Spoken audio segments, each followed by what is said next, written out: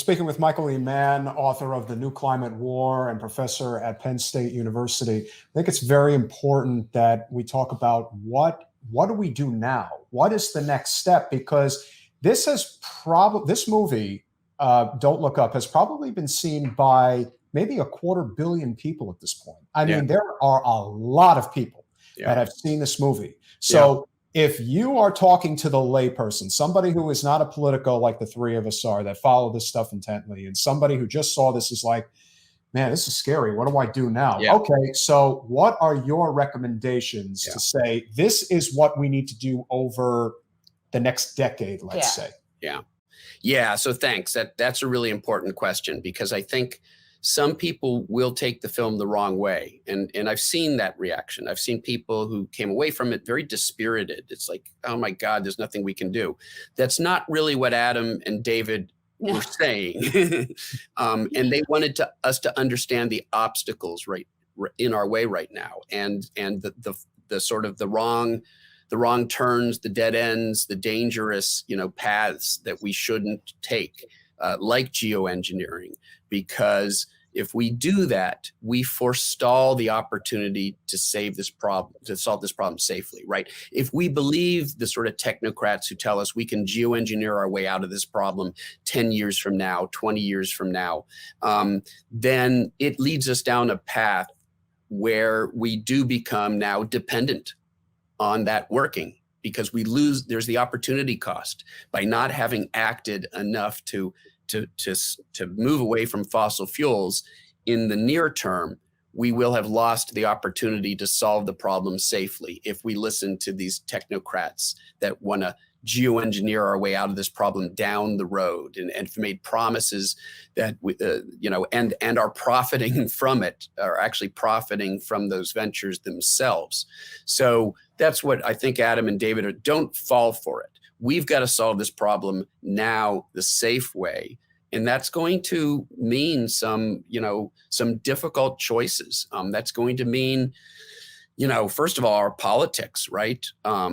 If we're going to solve the climate crisis, we've got to solve the crisis right now with American democracy, because without our ability to lead on this issue, the other countries of the world won't come to the table. We won't solve this if the United States isn't taking a leadership position.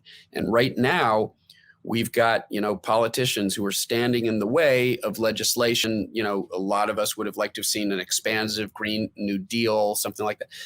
That's not what we're going to get, but we're still hoping we can get these climate provisions in the Build Back Better bill that will allow us to make good on our commitment to lower our carbon emissions in the US by 50% this decade. That's what Biden has promised to the rest of the world. If he can't deliver, then we lose credibility and this all starts to fall apart. And in order for him to deliver, well, right now we're blocked by a couple Democrats, right, that have sided with Republicans. We've got to change that. We need such a large proportion of progressive, members of Congress that it doesn't come down to one or two easily bought out, conservative Democrats, that there are large progressive majorities that will allow us to pass bold, expansive climate legislation. We've got to turn out. We've got to vote in these midterms. We've got to motivate young folks, particularly who are victims of sort of cynicism, this idea that there's no difference and there's no reason to vote. If we continue to think that way, then we're going to continue to see these, unfortunately, these obstacles. We'll continue to face these obstacles to doing anything, to passing anything legislatively in the U.S. We can act at the local level, at the state level. We've got to make all that progress, do everything you can. Yeah, lower your own carbon footprint. Do everything you can to sort of decrease your own environmental impact, but understand it can't stop there. We need policies. We need incentives. We need politicians who are willing to do what's right for us, rather than politicians who are simply helping polluters make larger profits. You bring up a Yeah, you bring up a very important point that, and I do want to touch on. Speaking of President Biden, one of the things that I don't think it's talked about enough is the power of the executive office and what President Biden would be capable of doing, even if it has to go around the legislative branch, separate but equal branches of government. Yeah. And in the case of the commander in chief, he has the ability to 86 all of these oil drilling permits. And unfortunately, in his first year in office, he's issued almost 1,000 more than Trump did in his first year. And the trajectory of where this is going is very dangerous. Now, it's not a question, again, do I think that there are more Democrats who care about the environment than Republicans? Absolutely. That's not even up for debate. However, there needs to be some type of an aggressive push with the president to say, we've got, if anybody can lead with precedent right now, it's you. Because if Manchin and Sinema are going to do their thing, that's the way it's going to be. But that's not going to stop you from stepping up and saying, okay, this is something that you are actually able to do. And I think that that's something we could focus on and maybe get somewhere with. How do you feel about that? Yeah, I think a lot of us would like to see more fight when it comes to these battles. And there's just a little too much, you've got one party that's engaging completely in bad faith. It's Lucy and the football, right? The Republicans are never going to engage in good faith. And you've got conservative courts right now. So part of the problem, Biden has tried to sort of, use executive authority to stop, these,